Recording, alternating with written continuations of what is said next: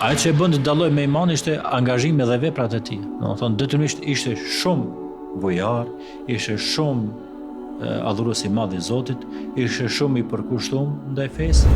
Ishte personi i cili e personifikoi vendosmërinë dhe besnikrinë në momentet e ku bizotronte dyshimi, ku mushrikët munduan.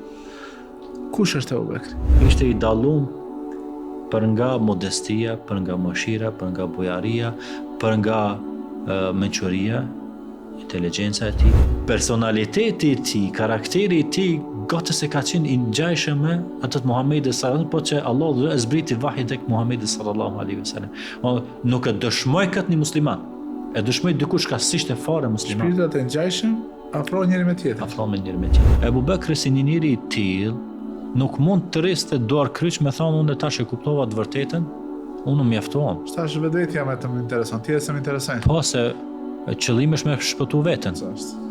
Po jo, nuk ishte njeri i tillë i edukuar, shumë thjesht për ta pranuar për shtatet në tërshmëria e njeriut. Para pejgamberi sa e ka thënë këto në hadithet e tij, më i miri prej jush në xhehilet është më i miri në islam. Çështja e vendimit është çështje personale. Allah xhall kur ta ka sjell vendimin që ajo vepër është haram, nuk të ka imponu. E ka lënë të lirë, ti zgjedh. A do ta marrësh, a do ta zbatosh, a do ta praktikosh? Kjo është feja e Zotit. Allahu e ka bërë që kjo fe të arrijë në lindjen perëndim, në verinë në jug. Në çdo cep të botës ka me arrit thirrja Islami dhe drita e Islamit.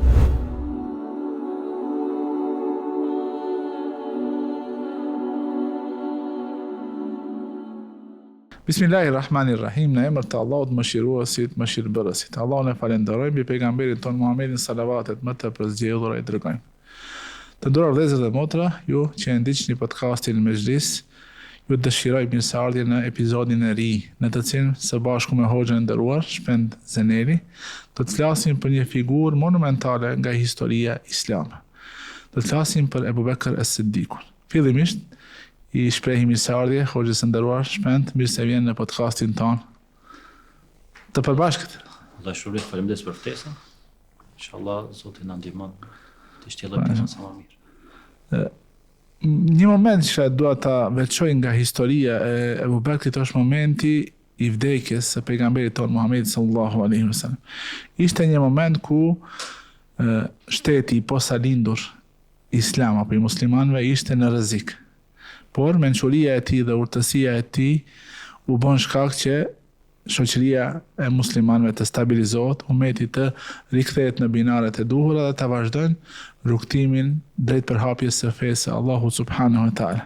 Prandaj mendoj se është shumë me rëndësi që sot të flasim për një personalitet i cili dallohej me besnikëri të paluhatshme, i cili e kishte vendosmërinë e një besimtarit dhe i cili e kishte një qetësi dhe një fuqi shpirtërore, e cila e bëri atë lider jo me fuqinë e armëve apo me fuqinë materiale, por me fuqinë e besimit dhe fuqinë e karakterit të tij. Shpend, çfarë mundesh të thuash ti si hoxh në fillim të këtij episodi të podcastit tonë? Bismillah wassalatu wassalamu ala rasulillah. Çdo falënderim i takon Allahut, salavat e pejgamberit ton Muhamedit sallallahu alaihi wasallam. Vetë fakti kur të menosh për me fol për sahabët e nderuar, flet për shokët e pejgamberit Allahut sallallahu alaihi wasallam. Edhe që logjikisht të bjem me kuptu se me qenë shoqëruesi Muhamedit alesem është dash detyrimisht me qenë i dallon.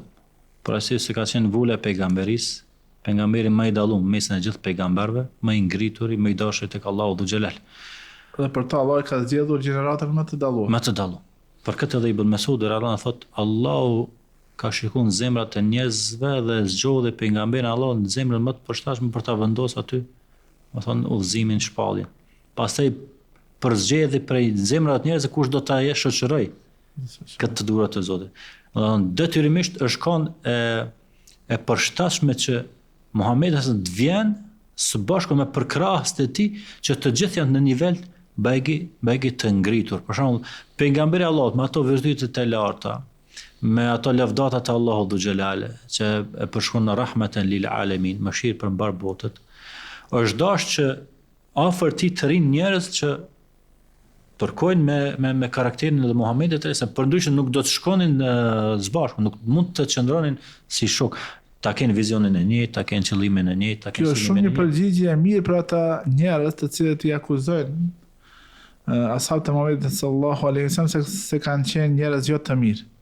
Madje edhe i akuzojnë se kanë dalë prej fesë pas vdekjes së Muhamedit sallallahu alaihi wasallam. Ndërsa realiteti dhe logjika e shëndosjes e thave ti nuk e pranojnë që një njeri me kaq vlera dhe veçori të larta si ka pas Muhamedi alayhis salam me qëndru bashkë me për 23 vite të shpalljes, me qëndru bashkë me njerëz të cilët më vonë të këta njerëz e kanë përqenë shiitët i akuzojnë se ja kanë kthyer shpinën për kanë tradhtuar Muhamedi sallallahu alaihi wasallam dhe kështu me radhë. Është fyrje për vetë Muhamedit alayhis salam të thuhet një gjë e tillë. Me thonë se Muhamedi alayhis salam si pejgamberi i Allahut ka ndejt me njerëz jo të mirë, që nuk shkon kjo si definicion, nuk shkon kjo si kuptim fare. Masë ku janë lëvdatat e Allahut dhe xhelal në Kur'an, që ato ajete janë dhe lexohen ende. Mathaluhum fi at-Taurat wal Injil. Shokët e pejgamberit si gjenerat janë përmend edhe në Tevrat edhe në Injil. Pastaj sa lëvdate ju ka dhënë Allahu radhiyallahu anhum wa radu an. Allah është i kënaqur mbi ta dhe ata të kënaqur mbi Allahun. Ajo lëvdat është me afat sa ka afat Kur'ani përjetshëm, nuk është diçka që mund të kalohet.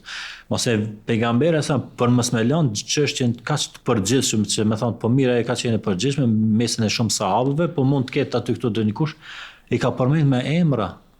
Nëse vini në një kohë ku do të sprovoni me vështirësi, me sprova të mëdha, atë ktheuni ku te 4 halifet e drejtë të udhëzuar.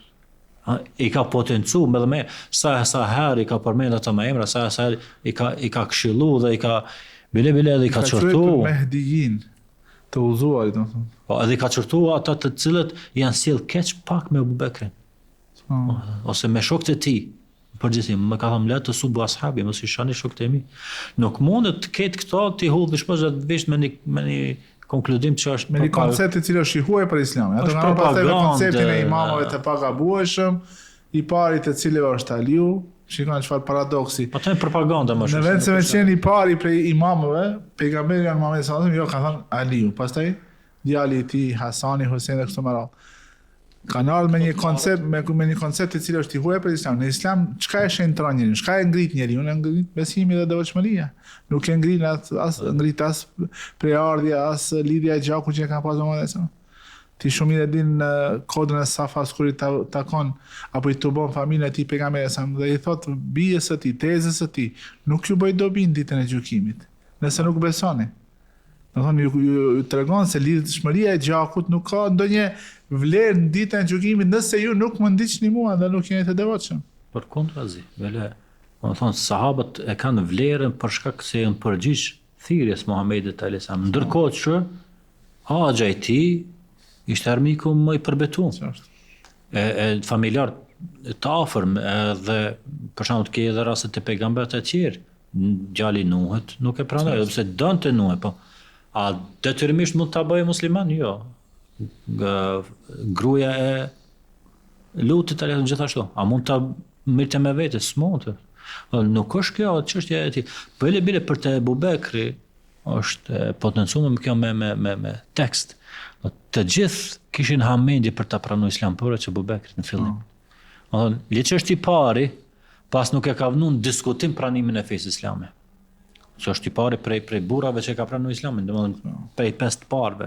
Zbashku ku ishte bashkëshorti i Muhamedit alayhis salam, ku ishte Aliu radhiyallahu anhu, edhe Abu Bekr ibn Abi Talib, që shërbëtori i Muhamedit sallallahu alaihi wasallam. Do thonë kur flasim për sahabët, detyrimisht neve na shkon në mendje një pasqyrë. Kush e pasqyrën e sahabëve? Këto të mëdhtë. 4 halifet, pastaj Ibn Mesud ibn Abbas, të përgëzuarit me xhenet. Këto janë ata që të hapin një pasqyrë të sahabëve. Në mesin e tyre më i dallon bile që ka, domethënë, deklarata unanime që është më i miri i tyre. Të gjithë halifet mbrapa, domethënë Abu Bekrit, janë halife me përzgjedhje. Po Abu Bekri ka qenë halife me vasijet. nga Muhamedi sallallahu alaihi wasallam.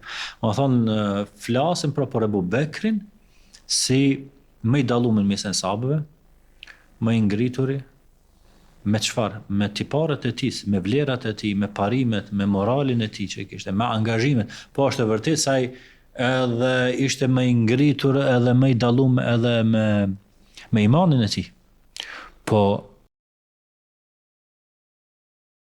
ajo që e bën të dalloj me imanin ishte angazhimi dhe veprat e tij. Domethënë detyrimisht ishte shumë bujar, ishte shumë adhurues i madh i Zotit, ishte shumë i përkushtuar ndaj fesë, ishte shumë për aty që sakrifikonin për, andaj kjo detyrimisht e ngriti edhe imanin e tij, saqë domethënë pejgamberi nuk kishte fjalë tjetër përveç se thoshte nuk mund t'i dal hakësh askujt. Gjithë kujt përveç Abu Bekrit, domethënë se e ka sakrifikuar vetën, familjen, pasurinë e tij. Dime atë rastin se kur Omeri, po ndoshta ta përmendim më tutje, kur kanë bërë gara kush do të sjell më tepër pasuri. Më tepër pasuri. Abu Bekri radiallahu anhu wardah as-Siddiq. Ai ishte besimtari i parë që e pranoi Islamin në mesin e burrave. Ishte miku më i ngushtë i Muhamedit sallallahu alaihi wasallam. Ishte shoqëruesi i tij në shpellë gjatë hijretit. Ishte personi i cili e personifikoi vendosmërinë dhe besnikrinë në momentet e ku bizotronte dyshimi, ku mushrikët munduan. Kush është Abu Bekri radiallahu anhu? Ne e njohim me këtë emër, Abu Bekr. Por fakt kjo është nofk. No. Emri i tij është Abdullah ibn Uthman ibn Amir. Do thonë Abdullah i ka fëmijët e tij, Abdurrahmanin, Abdullahin, i ka vajzat e tij, Aishën, Asman, Kulthumin, edhe Muhammedin si një prej fëmijëve të tij. Po i ka 6 fëmijë. Takohet dikun me pejgamberin tek gjyshi i 6, më sa më kujtohet. Do thonë ai e ka njoft Muhammedin sallallahu alaihi wasallam para se të bëhej pejgamber i dërguar Allahut. Ka qenë 2 vjet më i ri. Po dhe mosha ishte, më thonë, afër, ishin si moshatar të afërt me njëri tjetrin, por e njehte karakterin e tij, e njehte, domethënë, shumë mirë, edhe prej ardhmë, Abu Bekri nuk ishte njeri i thjesht. Dhe kjo të bën pak me kuptu se ishte njeri me pozitë dhe nam në shoqërinë një prej prisave e Mekës, po. Prisave, me thonë biznesmen i sodit, një tregtar i suksesshëm, familjar, po edhe në mesin e arabëve atje në Mekë atëherë në atë kohë ishte i dalluar për nga modestia, për nga mëshira, për nga bujaria, për nga mençuria, inteligjenca e tij, njihte personat, do njihte për shembull edhe familjet, do njihte edhe preardhën, kjo ishte diçka që është e theksuar tek arab që është t'jep një farë vlere pak më të lartë, se ky njeri një familjet, një fiset, një kabilet, një personat, dhe gëzonte edhe shumë prestigj edhe tek ta. Do thonë, sa ka gëzuar Abu Bekri një farë pozite tek ata që nuk ishin musliman. E kemi rastin për shembull kur bën jetë të udhtojë për Abisini për shkak shtypjes edhe përzekutimit që kishin musliman në Mekë, ai don të bëjnë hijret. Në rrugë e takon një prej mushrikëve, i bën Daghina. E thot, për ku jeni sa Abu Bekr, thot, tu të shkoj ta adhuroj dikon Allahun, ndërsa jam i lirë. Ai thot, mithluka la yakhruj wala yukhraj. Si dikush si ti as nuk del, as nuk dëbohet, nuk nxirret. Edhe ja ka përmend për shkrimet gatese të ngjashme që i ka thonë Khadija radhiyallahu anha, Muhamedi sallallahu alaihi wasallam thot ti e ndëron musafirin, ti e respekton farefisin, ti e ndihmon nevojtarin. Këto i kemi ndëgjuar tek udhëzon të humburin. Po, udhëzon të humburin. I kemi ndëgjuar te Muhamedi sallallahu alaihi wasallam. Domethënë personaliteti i tij, karakteri i tij gatese ka qenë i ngjashëm me atë të Muhamedit sallallahu alaihi wasallam, po që Allahu e zbriti vahjin tek Muhamedi sallallahu alaihi wasallam. Nuk e dëshmoi këtë një musliman. E dëshmoi dikush ka s'ishte fare musliman. Shpirtat e ngjashëm afro njëri me tjetrin. Afro me njëri me tjetrin. Edhe i dha garancion, i dha strehim. Ta ti s'kime do, ti ke më kohë në strehimin tim. Po. Ai që quhet eman. Po, i dha vend ku do të qëndroj, ku do të falet. Po, nuk zgjate për shumë kohë, parce që mushrikët e Mekës nuk ishin rahat derisa ai ishte aty dhe lexonte Kur'anin dhe falej dhe kjo ndikonte pastaj tek shoqëria në përgjithësi dhe kështu që dul pastaj prap në strehimin e Dhe Zotit. hijretin në Abisini. Cilat janë çastet e para të shpalljes, si ka përjetuar ato momente Abu Bekri radiallahu anhu? Domethënë e kemi parasysh ato momentin ishin momentet më kritike edhe për vetë Muhamedit sallallahu alaihi wasallam, sepse ishte në hoti se çka po ndodh. Kur vjen tek bashortja e tij dhe thot më mbuloni, aty vijnë njerëzit më të afërt të tij. Ishte bashortja numër 1, pasi Aliu, Zejdi dhe vjen Ebu Bekri. Ebu Bekri para se ta kupton fjalën e Muhamedit sallallahu alaihi wasallam, ai kishte dëgjuar më herët për fenë monoteiste që ka ekzistuar më herët të Ismailit alayhis salam. Kishte njohuri mbi fe të tjera dhe kishte njohuri se pritej një pejgamber i radhës. Edhe në momentin kur dëgjon këto muhabete, kur dëgjon këto lajme nga Muhamedi sallallahu alaihi wasallam, dhe Muhamedi sa ja paraqet Islamin që të bëhet musliman, ja prezanton, domethënë nuk mendon fare për s'dyti herë ata pranoj apo jo, po e pranon me të parën herë dhe dëshmon se Allah është i vetmi që meriton të adhurohet dhe se Muhamedi sa qenka i dërguar i Zotit. Dhe kësaj i qëndroi besnik për gjatë gjithë jetës derisa ka ndruar jetë. Domethënë një deklarat, por ka qenë i vetëdijshëm se ajo deklarat në kupton. Nuk ka qenë vetëm deklaratë e thjeshtë, po ajo ka ndikuar pastaj kur i ka ardhur lajmi për udhëtimin e Isras dhe ngritjen Mirajit, e ka besuar.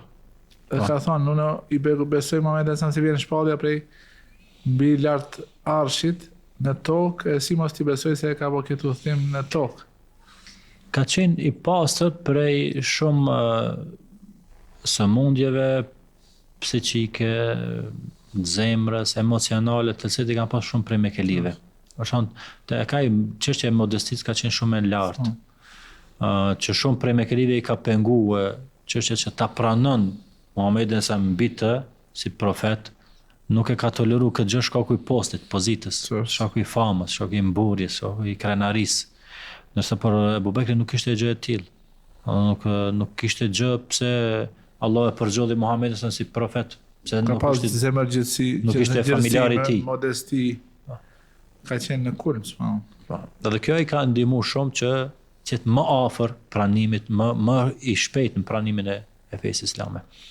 Domethënë, dhe kjo nuk ka qenë diçka që ka ndodhur aty këtu dhe domethënë ka qenë një përgjigje e pamenduar, jo fare, domethënë ka qenë i përgatitur për ta. Ka qenë rezultati një procesi të analizave, të njohurive që i ka. Tham njihet si njëri që është shumë inteligjent. Domethënë dhe kjo nuk kuptohet ndryshe përveç se Allahu e bëri kader që shoku më afër Muhamedit të jetë ai. Sepse do të duhej që nesër në momentet e vdekjes së Muhamedit të vjen ai dhe të jetë shkaktar, sepse Allahu do vendos po të jetë shkaktar që feja të mbetet, sistemi të mbetet, domethënë ligjet të mbeten, farzat të mbeten, ibadetet të mbeten. Po ka pas trazire shumë po, për shembull në rastin e Isras dhe Mirajit.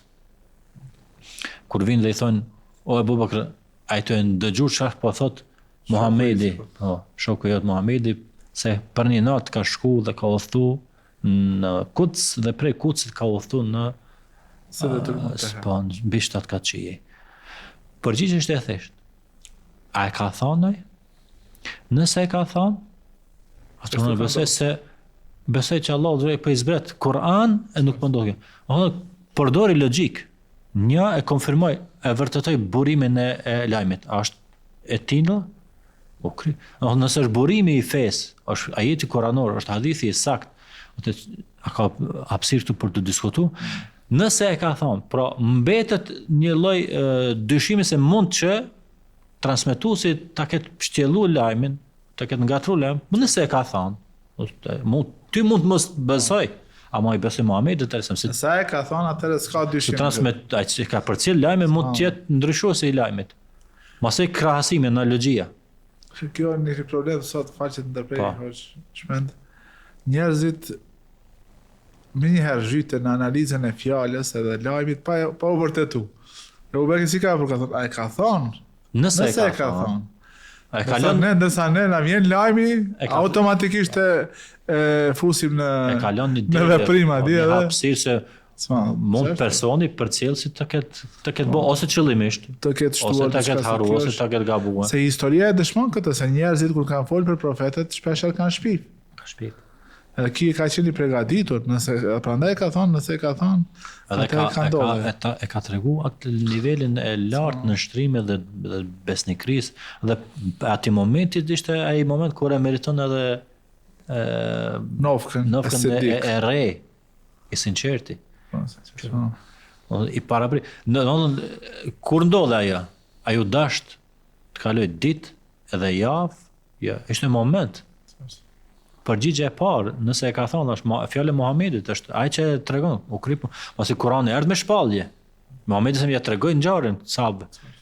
Po Ebu Bekri vetë kishte besu më një gjë të tillë. S'kishte nevojë më përsëri ta rikonfirmojë. Rikonfirmon besimin e tij. Ebu Bekri radiallahu anhu nuk ndeti duar kryq pas që e pranoi Islamin, por filloi me aktivitetin e thirrjes davetit në Islam. Edhe u bë sebeb që disa prej ashabëve të nderuar dhe të dalluar të Muhamedit sallallahu alaihi wasallam ta pranojnë Islamin. Është kjo në moment që çdo herë kur e lexon historinë e tij, duhet më ndal dhe më shkoçit. Muhamedi sallallahu ishte në një pozitë ku s'mund të thëriste njerëzit haptas në Islam. I thëriste vetëm ata që i njihte shumë mirë, se rreziku mund të ishte shumë i madh që të ketë pasojë të rënda për të. Tash e periudha e thirrjes së fshet për 3 vitet e para. Ebu Bekri kishte në krah të djathtë. Për atë edhe këtë vlerë dhe këtë merit kur një ka harroi Muhamedi sallallahu me Ebu Bekr. Ju tha sahabëve, tha ju nuk ishit kurkun kur njerëzit më përgënjeshtron ai më besoi.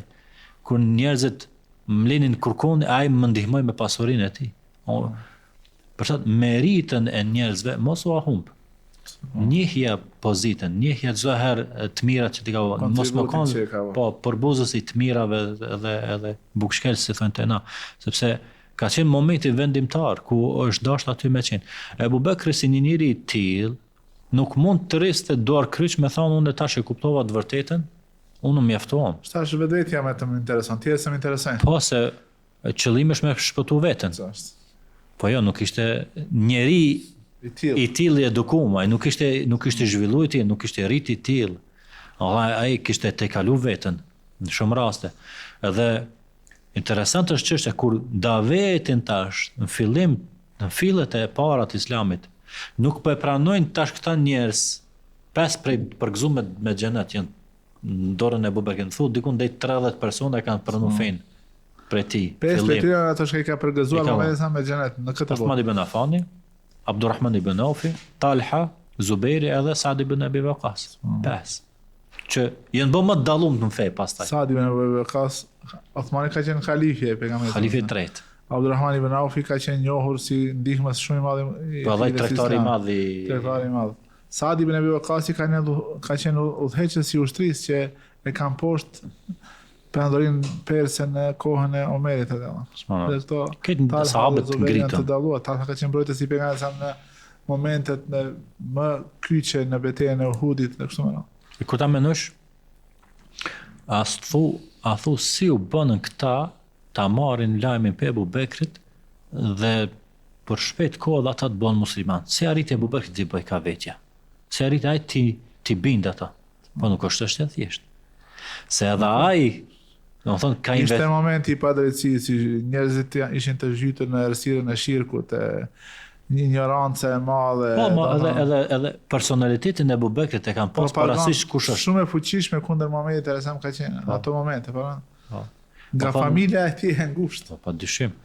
Dhe Ebu Bekri kishte investuar edhe më herët, gjithë jeta e tij ishte investim për dikush të izaj besë. Zatën kjo i duhet çdo muslimanit, kjo i duhet çdo secilit, por mbi gjitha i duhet një thirrësit, një njeri i cili tash del dhe e pasqyron fen para të tjerëve, del dhe edhe proklamon fen para të tjerëve.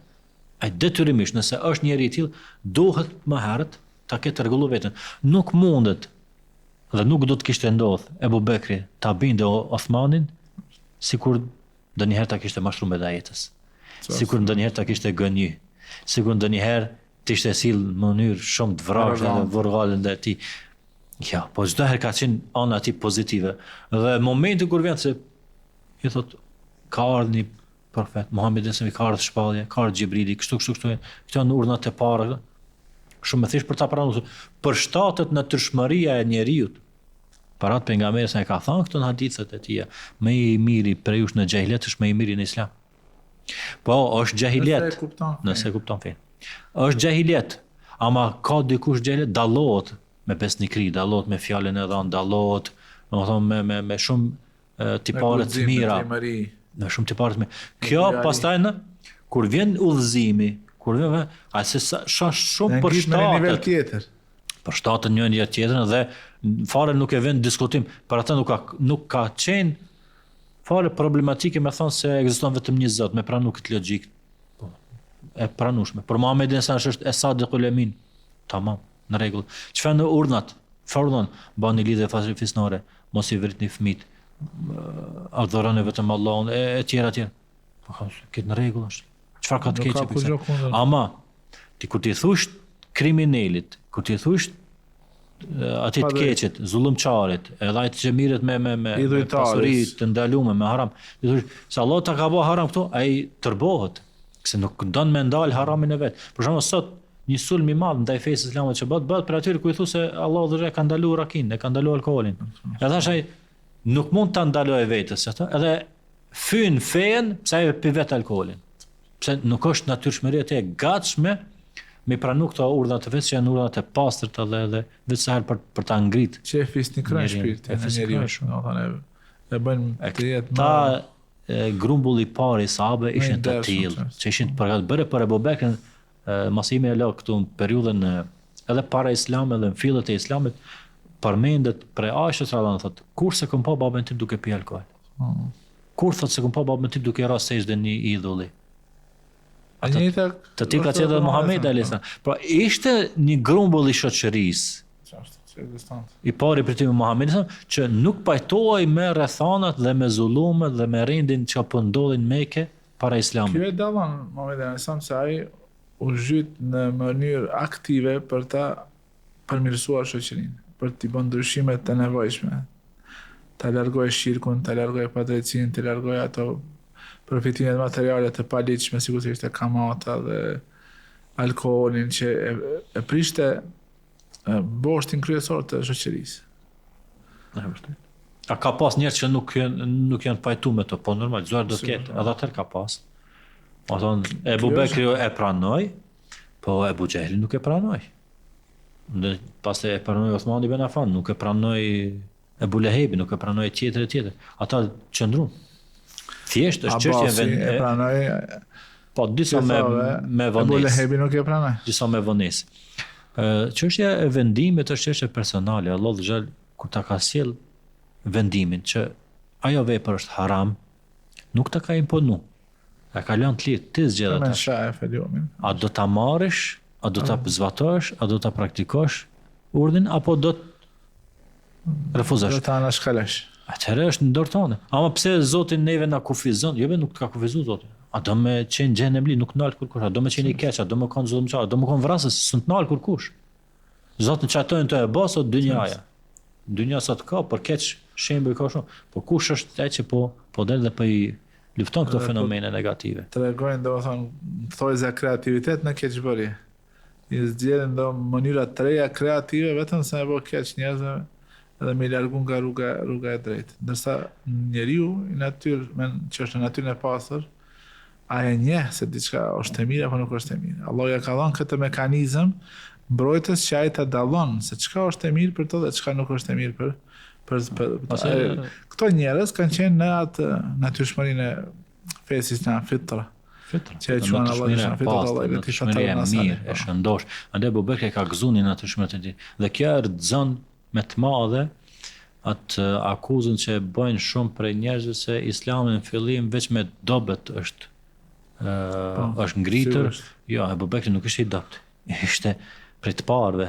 Për me kelive më Bile kena me ngritur. përmend me siguri se ai i ka ble disa sklever nga njerëzit e pasur dhe pastaj i ka liru duke dash me i kursy nga torturat që ushtronin pranarët e tyre. Hoxhi i nderuar, me siguri se fillimi i shpalljes nuk ishte periudhë e lehtë për besimtarët. Ata u ballafaquan me sprova të ndryshme. A mund të na flasësh pak për sprovat që i përjetoi Ebu Bekri dhe për hijretin e tij në Abisini edhe për mënyrën se si ai mbronte të dërguarin Allahut Muhammedin sallallahu alaihi wasallam. Po. Do të thonë kjo ndodhi më tepër pas thirrjes së hapur. Do të thonë diku mas vitit të tretë të shpalljes, kur Allahu xhallahu urdhon Muhammedin sallallahu alaihi wasallam del dhe tash të proklamon fen para fiseve. Një ditë për ditëve Muhamedi sa dilte dhe falej në Qabe. Ishte afër Qabes me shtëpinë e tij. Dhe në atë moment dikush prej mushrikëve shfrytëzoi rastin sa ishte Muhamedi duke u falë, shkon dhe ta sulmoj. Nëse Abu Bekri radhiyallahu anhu del dhe i del në mbrojtje Muhamedi sallallahu alaihi wasallam që për çfarë ai pasaj goditet. Arrihet sa që bjen deri në alivanosje. Ata e hub vetë dijen plotësisht. A tha një fjalë në atë moment, e tha ataqtuluna rajulan an yaqula rabbi Allah, a doni ta mytni një njeri që thot vetëm Zoti im është Allahu? Që vetëm thot Zoti im është Allahu, vetëm për këtë fjalë dani me vë? Se a ju bëni dam diçka pse falej? Edhe kjo e cenoi pozitën tuaj, ja u mori diçka prej pasurisë. Pas nuk tha doni fjalë, as nuk. Zoti im është Allahu. Zoti im është Allahu. Do thonë thjesht momentet e para të thirrjes ishin momente kur njëri dëshironte atë besimin e vet ta aplikoj ku do që i jepet mundësia, sidomos në një vend ku ishte Qabja. Qabja kishte vlerën dhe pozitën e vet që dihej historikisht. Dhe kjo arrogancë, subhanallahu, nuk shohej dhe nuk do të shohet asnjëherë. Arroganca e jo besimtarëve, arroganca e njerëzve të këqij kundrejt aty që tregojnë besimin. Do thonë, ju pengon vetëm pse ti lexon Kur'anin, do t'ju pengoj vetëm se ti e thush shahadetin, do t'ju pengoj vetëm se ti falësh. Që namazi im shkej pengon atina. Përkundër, do thonë unë Madje edhe ata e pranojnë se Qabja nuk është e tyre, është shtëpia e Zotit. Allah në Kur'an çfarë thotë? "Wa man dakhalahu kana aminan", kush do që hyn është i sigurt, do thonë nuk i lejohet askujt që ta ngacmon apo t'i bën diçka. po, njëri, po. Nëse ata e shkelnin me dy kom shenjtërinë e Qabës, edhe i mohonin, me siguri ka pas ndonjë kod të sjelljes që është apliku tek ata që ato vetën e kanë quajtur shërbëtor të haxhinjve. Po, dhe janë Pisi Kurejsh janë krenuar edhe i kanë da detyrat pisi me kush me mirën me pejfis, ujë, po, kush po. mirën me ushqim. po kush do ta ruan Chelsea në Qabës në kështu me radhë. Ndërsa në realitet kur ka një person i cili thotë vetëm du ta adhuroj Zotin tim, e kanë sulmuar edhe e kanë Ebu Bekri, domethënë tash erdhi momenti që një njeri i tillë i ngritur të ballafaqohet me këtë lloj torture për thjesht pse i doli mbrojtje Muhamedit alayhis salam. Dhe marrën dhe dërgojnë të shtëpi. Dhe kjo është më interesante që momentin që zgjohet pyet se çka ndodhi me Muhamedit alayhis salam. Edhe dërgon nënën e vet, shkon dhe të interesohet. Do dushte të shkoj dhe të interesojë në mënyrë të fshehtë se mos mirë vesh se ku është tash edhe Muhamedi sa dhe çfarë ndodhi më tepër. Derisa i tregojnë se çin kanë në shtëpinë e Erkamit. Edhe e marrin për krahu, e dërgojnë deri te shtëpia e Erkamit, nuk ishte i kënaqur vetë ta dëgjoj lajmin. Donte vetë ta shifte Muhamedin se çfarë pozitave, sepse ai nuk ishte mirë. Ato ishte bagi i rrahun. Dhe kur hin në shtëpi e thotë ja Rasulullah, kjo është atë nëna ime. Thotë shumë mirë sillet me djalin e vet, e kishte përcjell për veten e tij. Thotë thirrën në Islam që Allahu ta udhëzoj. E harroi veten, e harroi, domethënë rrahjen, e harroi dhimbjet që i kishte, harroi gjithçka. Domethënë synimi i tij ishte mbi çdo gjë. Ai ka shiju ëmbëlsinë e imanit dhe një njeri që e shijon qetësinë dhe knatësinë që të jep imani, nuk mund me ne të rahat, po dëshon që secili ta shijon këtë. La ikraha fi din, nuk ka Surën Yasin Allah i përmend atë besimtarin i cili thotë besoni ju njerëz se ta shihni se me çka më ka nderu Zoti pse kam besuar dhe e kanë ndjek dhe kanë mbyt në fund. Dhe kanë mbyt fund. Kanë mbyt në fund. Edhe kjo është për interesant. Do të thonë nana e tij bëhet muslimane në çat moment. Babai i tij jo. Shumë me vonesë. Do të dikun mas çlirimit të Mekës. Do të thonë periudhë, edhe pse është kush është Ebu Bekri. Osmani prej tij u bë muslimane, 30 burra të tjerë. Edhe 5 nga të përgozuarit me njerëz me të ngritur, po a është udhëzimi që ti ja garanton dikujt si diçka që i jep një dhuratë? Jo, është dhunti e Zotit. Kënd Allahu udhëzon. Dhe këto du ta kuptoj gjithë secili. Do thonë feja nisi në Mekë, nisi në shpellën e Hira. Po ishte dritë për mbar njerëzimin. E mori kush e mori prej Mekelive dhe kush do ta merr prej mbar njerëzimit. Kjo nuk do të thonë pse familjarët më të afër është dash detyrimisht me qenë musliman, jo. Është udhëzim për Allahu xhelal. E ashtë që është dash detyrimisht ata musliman më kanë të pasur, e ashtë dash detyrimisht ata musliman më kanë vetëm të ngritur, vetëm në pozita të larta. Kjo është feja e Zotit. Allahu e ka bërë që kjo fe të arrin në lindjen, perëndim, në verinë, në jug. Në çdo cep të botës ka me arrit thirrja Islamit dhe drita e Islamit. Por secili nga ne duhet ta mendon vetën. A jam unë në mesin aty të cilët ta pranojnë këtë dritë apo jam në mesin aty që duam ta refuzojmë? Vërtet. Sepse refuzimi i kësaj thirrje kaq fisnike, kaq të pastër që thret në besim në vetëm një Zot dhe në ndjekje të rrugës më të mirë të Muhamedit sallallahu alaihi wasallam, është vetëm një thirrje e cila na garanton jetë të mirë në këtë botë e shpëtim në botën tjetër. Ja ishte momenti i parë, mund ta ndajmë këtë si moment sakrifica e tij për me mbrojt tash Muhamedit sallallahu alaihi wasallam, jo vetëm me fjalë, jo vetëm me anë të mbështetjes materiale, por edhe vetëm me trupin e tij.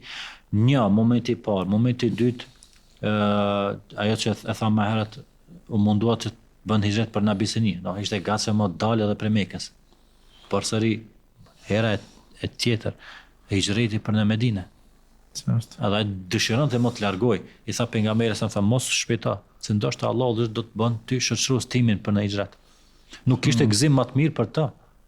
Në ishte gëzimi, tha Aisha radhiyallahu anha, ka kajt prej këtij gëzimit. Çfarë gëzimi ishte ajo? Çfarë momenti e thirrje? Me ardh për me ndjek një çështje apo për me shku diku ku do të ngritesh edhe do të lëvdohesh edhe do të gëzosh? Jo, ishte momenti më kritik. Domethënë erdhi momenti ku kërkohej koka e tij.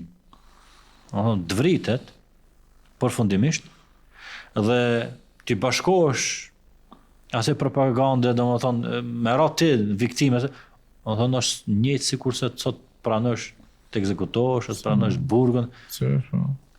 Pa edhe përsëri e themi që as që e mendoj që do të ketë pasojë, përkundrazi ju përgjigj. Madje përgatitet për udhëtimin e hijretit këtë kanë qenë të tij, që ka angazhuar atë që me u tregu udhën.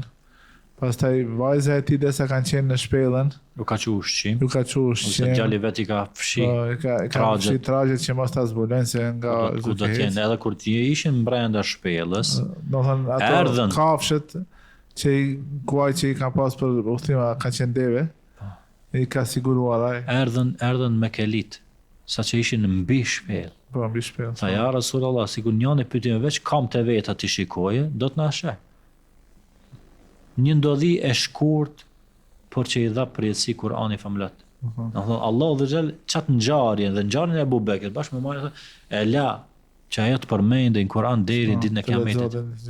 Edhe nuk është diçka e thjeshtë. Domethënë ti bëhesh pjesëtar, bëhesh pjesëmarrës, bëhesh ndihmëtar i Muhamedit dhe me këtë përfiton atë privilegjin që ti jesh i përmendur në ditën e Kiametit. Domethënë Abu Bekri nuk është hera e parë kjo. Në disa ajete që flasin për Abu Bekrin. Sikur se ajeti idh huma fil ghar, idh yaqulu li sahibi la tasan, kur ishin në të dytë në shpellë, kur i tha shokut të tij mos u mërzit. Dhe Allahu zë ju përgjigj. Inna Allaha ma'ana. Allahu do të zbret qetësinë ku te Abu Bekri. Se Muhamedi ishte i qetë. Muhamedi nuk kishte nevojë që ta shqetësojë veten e pastaj të qetësojë.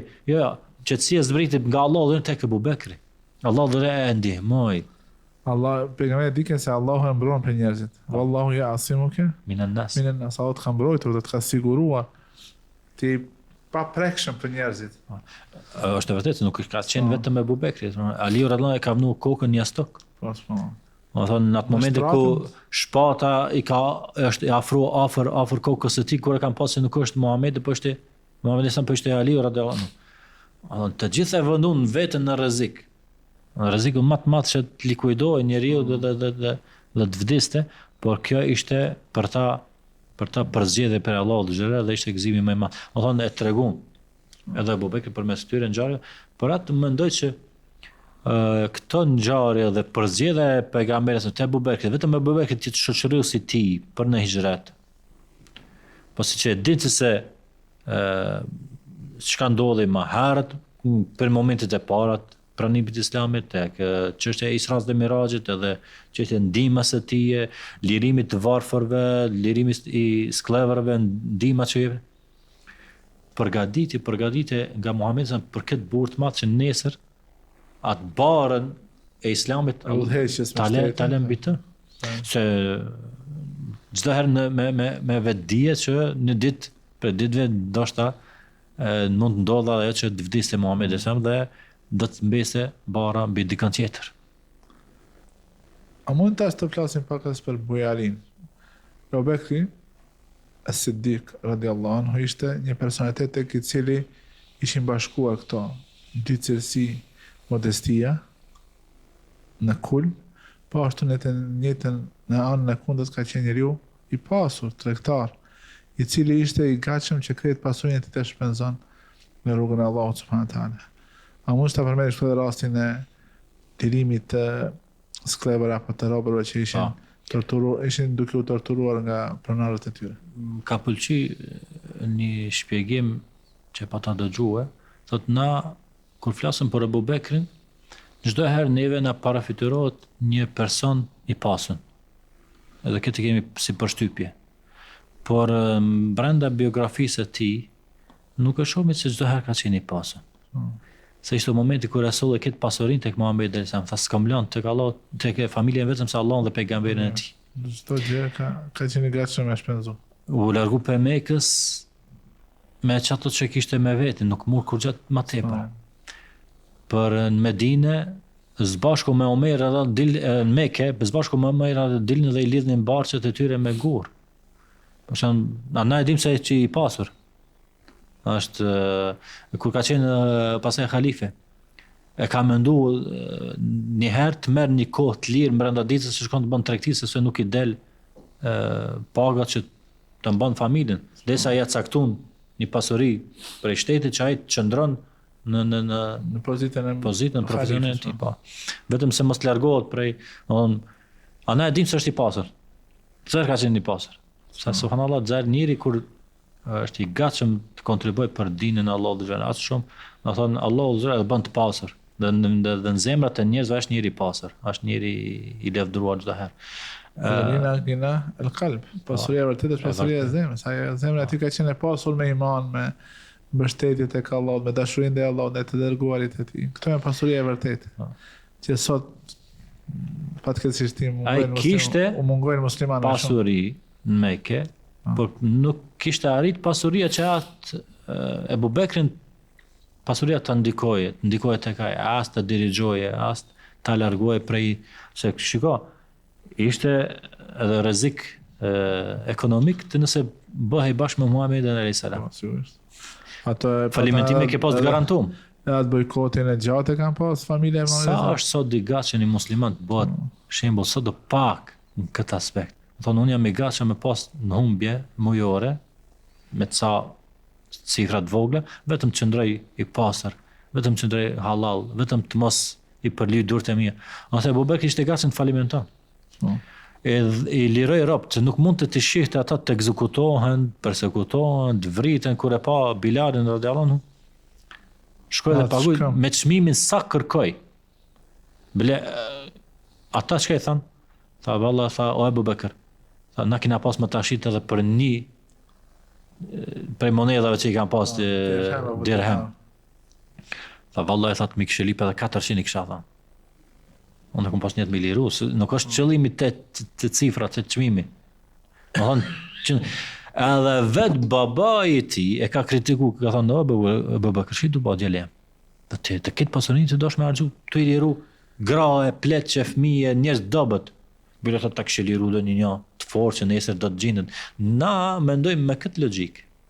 Subhanallahu, shpesh. Kjo është një mesazh shumë e rëndësishëm.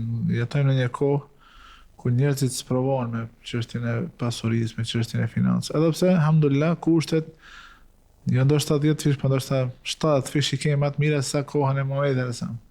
Prapë njerëzit në kërkim pas asaj që është më e mirë, më luksoze, më e këndshme, janë të gatshëm të shkelin parimet. Po. Për shembull, i mjafton ndonjë shtëpi e vogël, modeste, me 2 dhoma, jo. Patjetër me 3 katë, me 7 dhoma, me 3 banja.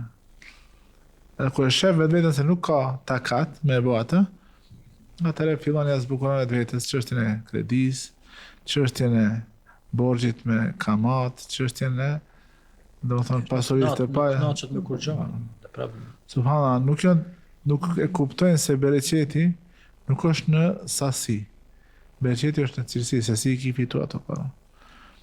Unë e përmenda në hudbe se një prej gjërave që më së shumë të ndikojnë në devijimin e fëmijëve dhe familjes është të ushqyret me haram. A njerëzit këtë sot sikur e kanë fshi nga lista e prioriteteve. A shikoni Ebu Bekri, radiallahu anhu, ka qenë i gatshëm me falimentu plotësisht, vetëm asnjëherë as që ka shkundër mend parimet më pakës me e lehtësu vetëve, si mendojmë nëse ta bëjmë. Lehtësoja pakës vetë, so hoxha. Shumë të është rëngu. Nuk mundesh në sot, thot, shpesh në diskutim me njerëz, thot, ti thot nuk je sprovu, ti nuk ke dalë në pazar, ti nuk ke dalë në treg, ti nuk ke duçan tonë, se do të bësh edhe ti të njëjtën. Nuk ta pranon si parim të festë që ti të qëndrosh çdo herë besnik, parimor, mos mashtrosh, të mos shkelish të drejtat e punëtorëve etj. Ebu Bekri mbi të gjitha edhe mbi këtë, subhanallahu, e kallëzon atë moralin e vet të lartë. I përgjigje babait të vet çka tha, thonë shpesosh shpëlimin te Allah. Se shumë shpesh herë neve na ndodh unë nëse i bëj mirë dikujt, ndoshta bamirësia ime është e lidhur me atë që nesër ky më duhet mua. Allo detyrimisht unë pres prej ti nesër që ai të më gjendet mua. Te Ebu Bekri nuk ishte kjo fare. Kompenzimi, interesi kompenzimi. Se nuk pritet kompenzim për i gra dhe për fëmijëve dhe për pleqëve. Çfarë kompenzimi ishte? Ato këtë ishin njerëz të dobët. Thjesht ishte vepër për hir të Zotit. Edhe është hadithi pejgamberit se bamirës nuk është ai që pret kompenzim. E ke bën një të mirë dhe tash të prit që ai më makthy mua, jo. Ajo është që kur e bën një të mirë haron, sikur se thonë pleqtë e gjun në ujë. Nuk do me e përmend dikush se e ka bo atë mirë. Person pala tjetër duhet vetë tiju mos me haru të mirën që dikush të ka bo. Edhe me ta kthy me të mirë, me fjalë të mirë, për edukatës. Po jo ti me kusht, po t'jap, po nesër të ma krysh një punë, nesër të më gjindesh, nesër të bësh. Kjo bëmirësi e kushzume. Bëmirësi e kushzume. E atë Ebu Bekri nuk ishte... E kompenzimi, dhe më thënë. E kompenzojmë njëri tjetrin. E kishte te kalu edhe këtë pikë për atë edhe bujaria e tij është diçka shumë e lartë. A mos të tregosh diçka hoç për betejat e tij edhe për pozitën e tij që e kishte tek i dërguari i Allahut Muhammed sallallahu alaihi wasallam.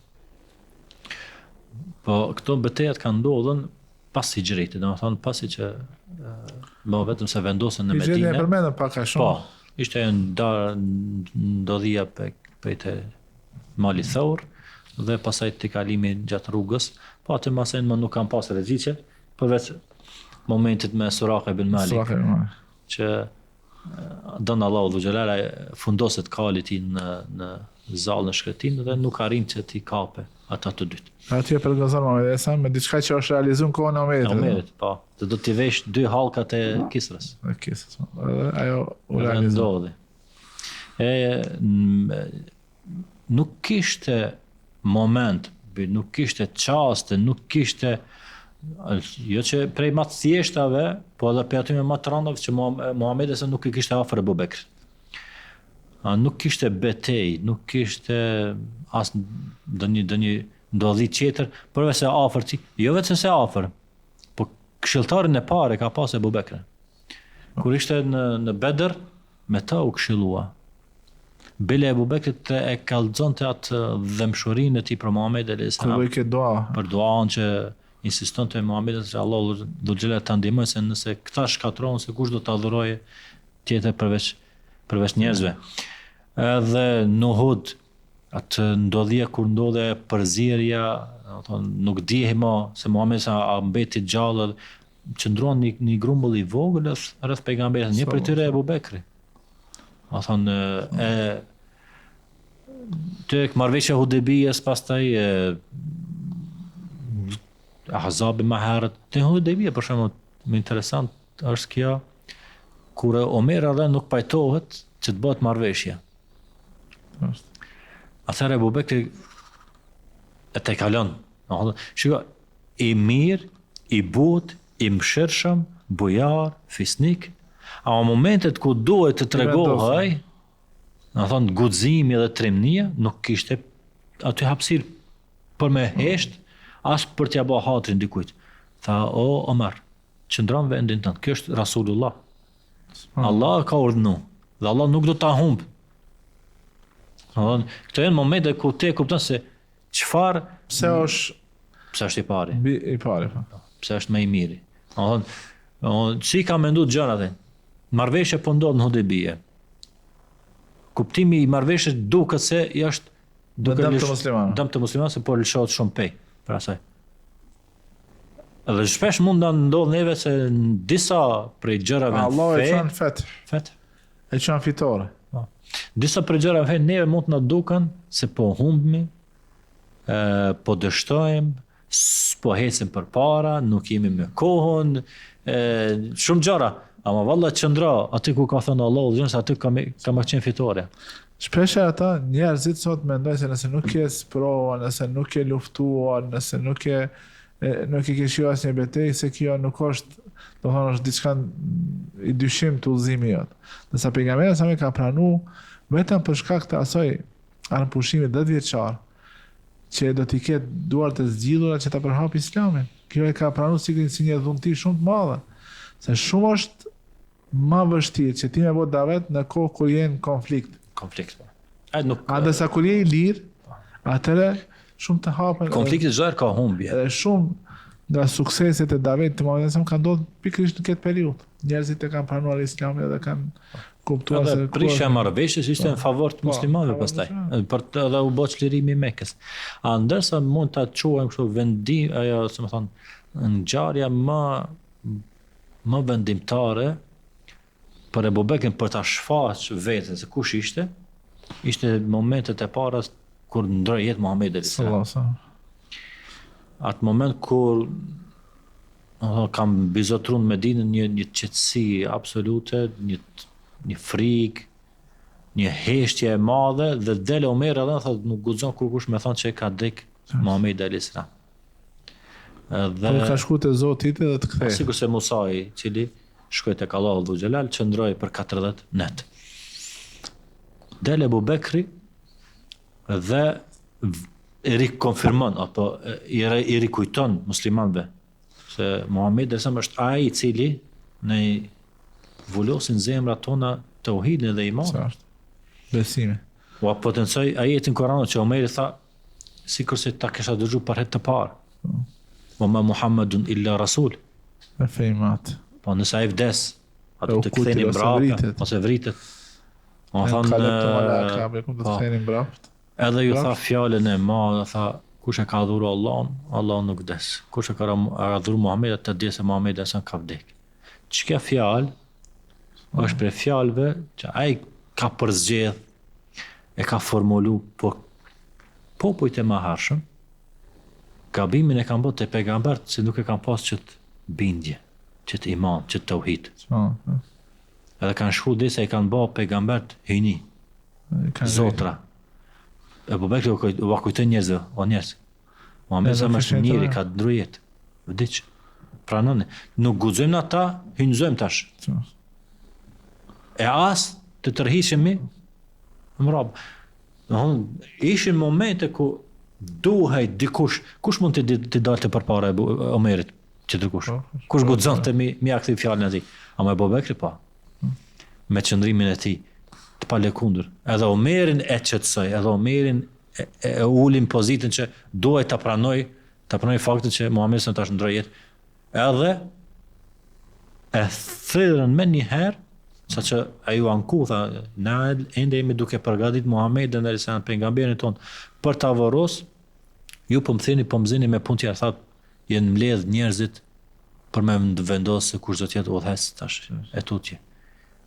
Shkoj për ta zgjedhur një problem, pse di se tash çështja e udhëheqësisë është çështje primare, është një për gjërave prioritete në fe. Nëse s'ka udhëheqësi të qartë, atëherë është të rrezikuar.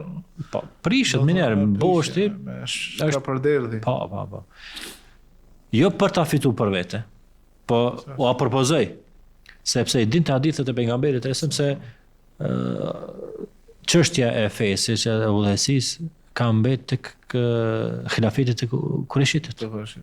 Dhe e dinin sahabët hadithin që ju ka thonë pejgamberi sa urdhnon Abu Bekrin të dalë në namaz, të prije. E dinin sahabët se pejgamberi sa kur ka qenë gjallë ende ka ardha e gruaja dhe ka pyet për disa pyetje, i ka thënë ja Rasulullah, kanë ta pyesim masi që të vdesësh ti? Ka thënë e keni Abu Bekrin. E hadithet që i përmendëm më herët. Po, dietarët thënë se ose qartë e ka treguar Muhamedi se është khalife pas tyre Abu Bekri, ose do thonë ata që nuk e pranë Tërthorazi ka aludu se khalife kanë kuptuar edhe vetë sahabët se për tyre. Edhe vetë qëndrimi e Abu Bekrit e ruajti unitetin e muslimanëve. Ishte vendimtar. Ti shumë mirë e din se pas vdekjes së Muhamedit sa një grup për arabë u rebeluan dhe thanë se ne ishin po jepnin Muhamedit sa tash ajo është ka vdekur dhe nuk japin në islam me grupe dhe ishin të rinë në islam. Ata me vdekjen e Muhamedit alayhissalam ndruan qëndrimet e tyre duke menduar se çështja e fesë është çështje përdesë Muhamedi ka qenë gjallë, tash është çështje individuale, person kush don çka do të bën. Vendosi, do të thonë që të vazhdoje zekati të funksionoje sikur që ka qenë. Edhe të lufton të gjithë ata të cilët të bëjnë ndarjen mes zekatit edhe namazit. Do namazi është farz, edhe zekati është farz. Nuk e shkarkoj për komandës Usame ibn Zeid, nëse ishte i rinë mosh. Ta shkarkoj dikon që pejgamberi ka vendosur, kjo shka të kallëzon. Nuk guxon ti ta ndryshosh urdhën e Muhamedit sallallahu alaihi wasallam. Është hadith, është i saktë, e ke dëgjuar, e ke kuptuar. S'ka ndryshim atë. Edhe Allah dhe Allah fitoren në bazë të asaj. Do thonë, edhe për Abu Bekrin për shembull, sahabët si thon tërthorës e kishin kuptuar dhe thanë kur pejgamberi Allahut e la na del imam neve, na prin fe. Po pse mos na prin çështjet e dunjas? Kjo është logjika e besimtarit. Nëse logjika e dikujt tjetër analizon me llogari tjetër, nëse për ne besimtarët e dim se namazi është shtylla e fesë, nëse nat namaz pejgamberi sa ka caktuar që Abu Bekri të jetë ai që të zaventson, me siguri se kjo është për 2 vite 6 muaj, ndoket çu ka qenë në udhësia e tij, khilafeti i tij. U stabilizuar. Çdo herë ka pasën kriza me cilat është dashur ballafaqohet. Vdekja e Muhamedit sallallahu alaihi wasallam, khilafeti tash më u vendosën, pastaj renegatët e ri, ata të cilët nuk donin ta pranonin zekatin, po pastaj bënën tobe dhe i ktheu përsëri në atë tubimin e Kuranit. Do thonë, gjërat të cilat i ka vendosur Abu Bekri janë themelet e një funksionimit. Edhe këtu vërtetohet, nëse doni shpëtimin me gjetë rrugën e drejtë, aleikum bi sunnati wa sunnati al-khulafa'ir rashidin. Nëse doni shpëtimin, atëherë ktheuni tek suneti im dhe tek suneti i kalifëve të drejtë, i pari prej të cilëve është Abu Bekri as-Siddiq radhiyallahu anhu. Edhe nuk e toleroj që ta pranoj për shembull idenë të mos mirët me renegatët, me ata që nuk po dojnë ta zekatin me dhënë, po desa një herë Islamit të rënjosë të thërë. Po mirë, që të sotë situata, se vetëm se ka ndërru jetë Muhamedi sam, këto ndodhen ditët e para. Ja nuk e tolerojnë gjatë të tillë. Po por përkundërzi u angazhu me të madhe sa nëse Thot një tha dietar, thot ki njeri me natyrë të butë dhe të ndjeshme, u shëndrua në një shtyllë të palekundur të umetit në momentit më kritik të historisë. Kur ka filluar atë luftën kundër atyre që e mohonin obligueshmërinë e zekatit. edhe kush është kthy për tyve, i ka pranu. Për tyve ka që kanë bë tobe më njerë, janë kthy, e kanë pranu dhe gabime që i kanë bë dhe i ka pranu. Ka pas atë probleme ato profetet të rejshëm, pejgamberët të rejshëm që e kanë. Ose përmenin dietarët me sa më kujtohet, renegatët nuk kanë qenë një kategorie. Disa prej tyre që, më thonë, janë kthy në shirk. E disa prej tyre janë që të cilët nuk e kanë pranuar që ta japin zekatin, me po pjesë tjerë të fesë i kanë aplikuar. Do të thonë kanë pas namazin, kanë pas Zekati ka qenë obligim vetëm kohën e pejgamberit sa. Tash veç nëse do ta mendonim. Po Ebu Bekri nëse do të kishte lëshu pektu. Kishte vepruar me urtësi. Fillet e para. Do thonë, tamam, hajtë çash zekatin s'kemi kohën ta rregullojmë. Çka do të thonin sot musliman? Do ta merrin atë si argument. Si argument se zekati është çështje jemi në momentet të krizës, luftat, personale, nëse ke mundësi e jep, nëse dëshiron e jep, nëse s'do. Pra flasim për Ebu Bekrin, dhe themi se ai erdh udhëheqës, po jo udhëheq i rastësishëm. Jo udhëheq i papërgatitur, jo udhëheq i cili nuk ishte në vetëdije me çfarë përgjegjësie është duke më, po ishte më i përgatitur për këtë pozitë. Allah e përgatiti për këtë dhe jeta e tij Muhamedi sallallahu alaihi wasallam e bën të jeti një lider i vërtet në kohët e krizës. Dhe me këtë ta përfundoj, Ebu Bekri Siddiku ishte sinonim i besnikërisë, ishte simbol i liderit në kohë të krizës, edhe ishte ai që e kombinoi tek personaliteti i tij modestin me madhështinë. Hoxhë nderuar, kështu dal nga dalë erdhëm deri në fund. Inshallah shpresoj se të vazhdojmë këtë serial të bukur për halifet e drejtë. Nëse kishe pranu, mirë të falenderoj shumë. Edhe shihemi inshallah në raste të tjera. Allah shpërblet. Faleminderit. Selam aleikum, të nderuar. Ky ishte podcasti i kësaj jave.